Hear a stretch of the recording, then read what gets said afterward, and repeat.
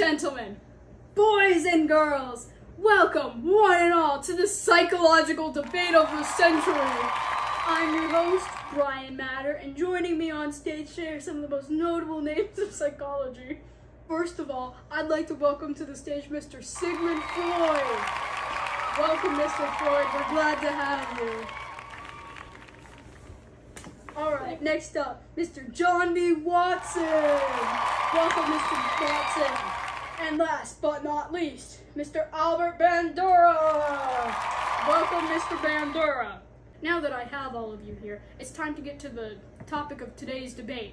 I'd like to introduce you all to Mr. Bill. I'd like to introduce everyone to Bill. Now, you may see Bill and believe him to be a very happy-go-lucky guy. But Bill has a serious problem. Bill has a crippling fear of heights.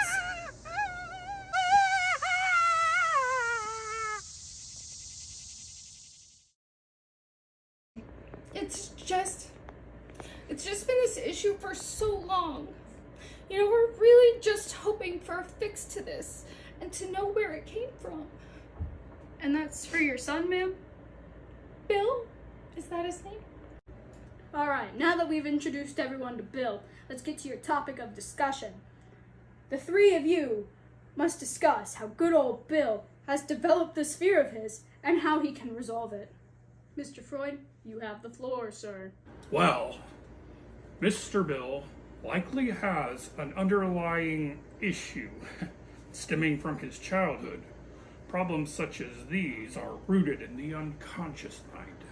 So your fears are from blocked out moments of memories you've had when you're young? Yes, Mr. Bill probably has no immediate recollection of this fact, but it is present within his unconscious mind. Think of it as having three voices inside of your head: the id, the ego, and the superego.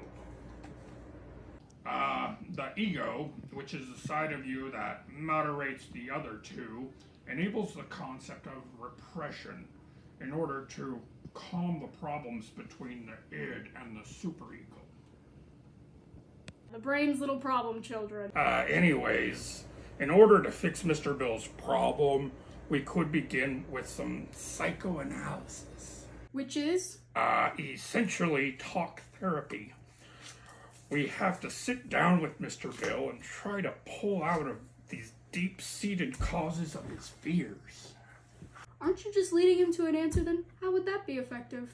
No, if I were psychoanalyzing someone, I would be off to the side of them, simply mediating between them and their subconscious. The goal is to have the patient themselves identify, how they feel, and then address to them all of the factors that go into their respective issues. In Mr. Bill's case, it's his fears. I see. Anyway, we best continue on. The network gets mad if we make the editors do too much. So, Mr. Watson's up next. You have the floor, sir. Well, Brian, I agree with Mr. Freud on the idea that this may stem from Bill's early childhood. See, I believe that a fear such as this can be worked into people. Conditioned, if you will. Define conditioned. Well, there's a little bit of a difference with some, but I will personally advocate for classical conditioning. It's the process in which we can pair stimuli with a response. Right. So, in little Bill's case... Did you test that on a little kid? No comment. I remember, you did do that. That's kind of weird. Wasn't that like a literal infant? Why would you do that? He looked at me funny. Right, and how would you attempt to resolve the fear? Probably wouldn't. Didn't you give your patients cocaine? That's what I thought.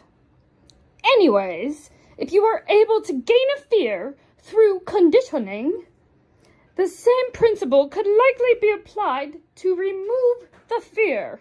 And how would you go about doing that, Mr. Watson? I have a mother-in-law I'd like to remove my fear of.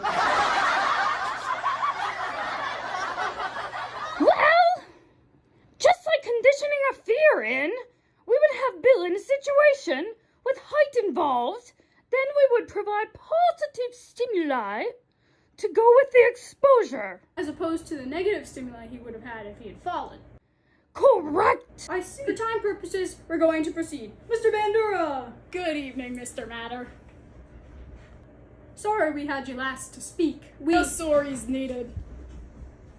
Sorry? No sorries needed. He's Canadian. Oh. Right. Anyways, I've got producers screaming in my ear to let you begin, so whenever you're ready, Mr. Bandura. Oh, I'm sorry. Yes, I'll begin now. I'm personally a believer that much about us is based on our surroundings. We as a species see other things, do things, and in turn we mimic it. Potentially, a friend or family member of Bill has expressed the fear of heights within earshot of him, and in turn he's gained the fear himself. I see. So your theory is that Bill is simply mirroring that of those in his surroundings? Yes. So how would you go about removing this fear? Well, we'd have to model a lack of fear in front of him. Oh, so you're ripping my idea off? No. So how do you prove your point then? Well, Mr. Childhood Trauma, we've done a similar test to see how children respond to violence. And? The children exposed to violence also began exhibiting violence. The ones who weren't remained peaceful. That's literally what my point was. No, I distinctly recall your point being how outside stimuli caused it. I said surroundings and people. By definition, different. Whatever. Don't forget the little Albert thing. Okay, shut up! Shut Say up, that. child. Are you That mad is because he's right? Like that you should shut up because you're stupid? Kid. Oh my god! Like either of you are so perfect. Gentlemen, this is not WWE. No fighting. Take responsibility, Freud. Your mother would be proud. Mr. Freud, you can't smoke in here. I did, quite easily, just now. Ow, aren't you a genius? Certainly so. Oh, and humble too. How gracious. Guys? I'm very humble. Probably the most humble person in this whole world. Wow, I'm sorry. You think you're the smartest person in the room? Yeah. Obviously that title goes to me. That guy can't even say sorry correctly. And I'd love to deep dive all of your issues. Leave my mother out of this. Yeah, your issues. And if you'd like, we can try your little talk therapy. I'd love to have you admit your own issues to yourself. What's wrong with how I say sorry? Because he's right. Oh my gosh! Shut up. Gentlemen, Oh my gosh! guys. This is ridiculous.